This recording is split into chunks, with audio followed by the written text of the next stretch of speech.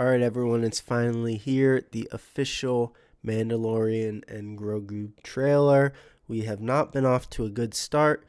I would love to see if this trailer has more substance to it.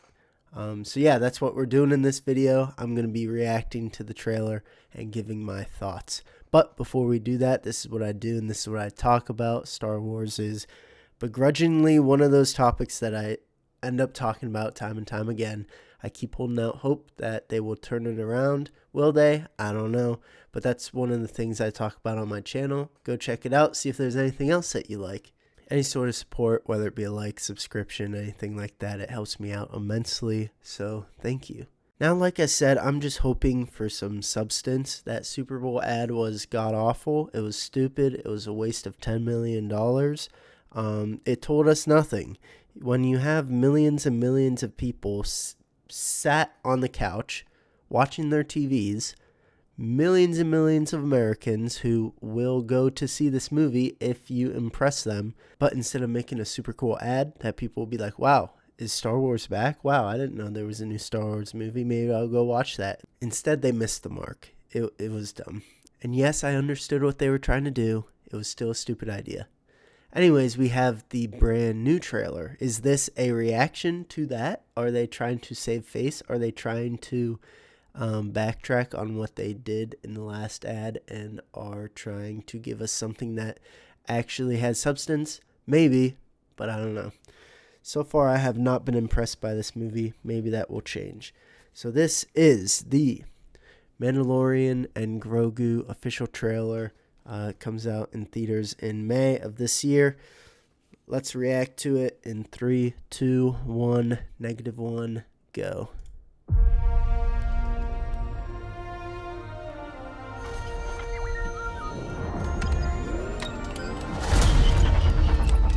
Hey, never touch the buttons.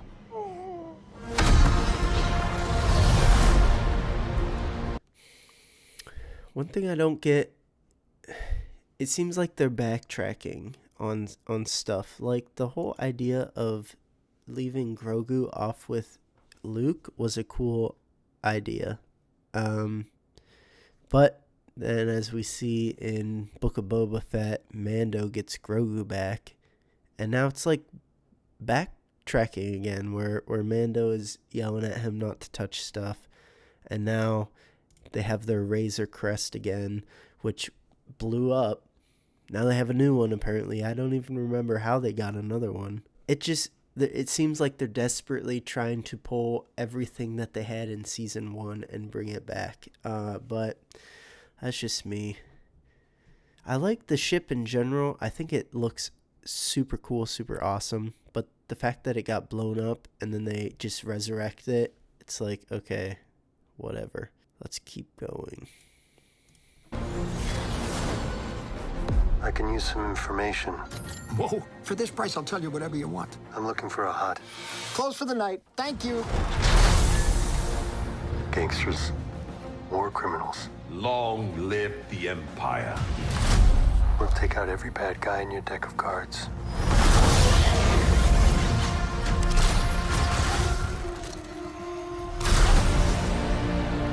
This isn't about...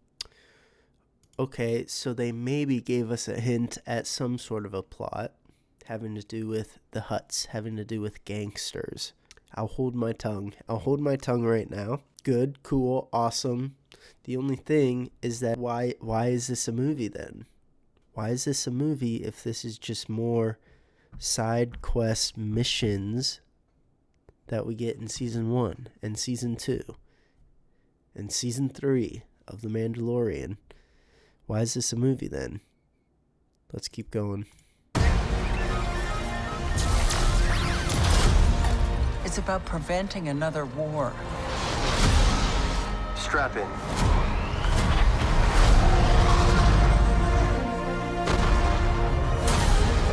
You will suffer.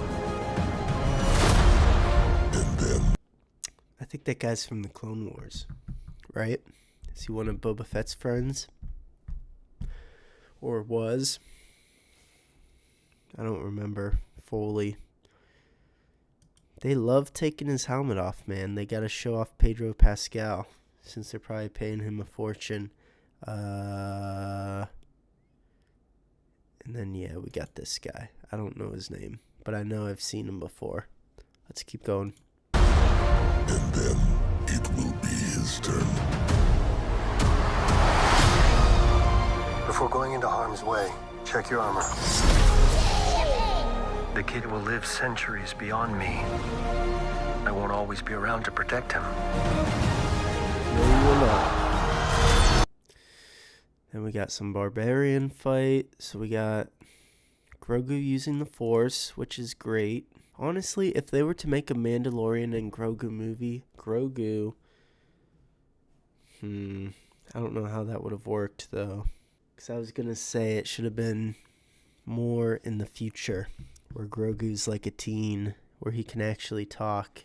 And then after years and years of them being apart, of Grogu studying to be a Jedi, of Grogu becoming more powerful in the Force, and then Mando often doing his own thing, his bounty hunter things off on the side, and then somehow fate brings them together again way down the line. That would have been a pretty cool concept, but instead it's Mandalorian Season 4.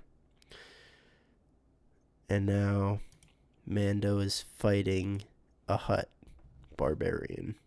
Are you scared? You should be. Do we run? Or do we fight? I like this kid.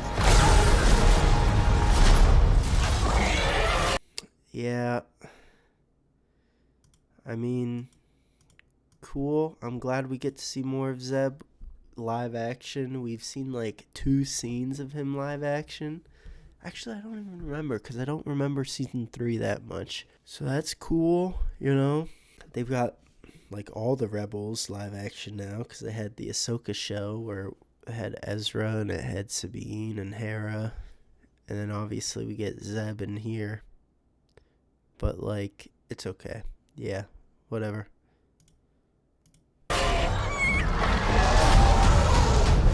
What are you waiting for?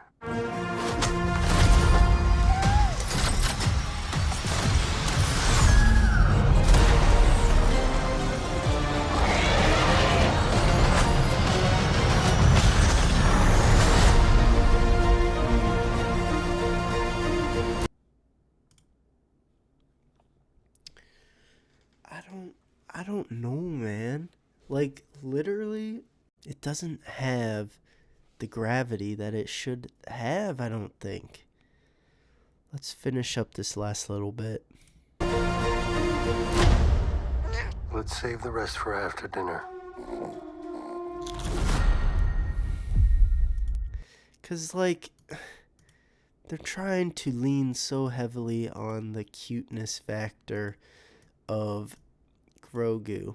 Yes, of you, Grogu. And it's like the effect has worn off. It's been 6 years. No. It's been like 8 years. When did this first come out? 2018? When Disney Plus first came out? 2019? So like 7 or 8 years ago. And it was cute then. It was original then. It was like, oh my gosh, it's a baby Yoda. And he took the world by storm. But you cannot lean on that.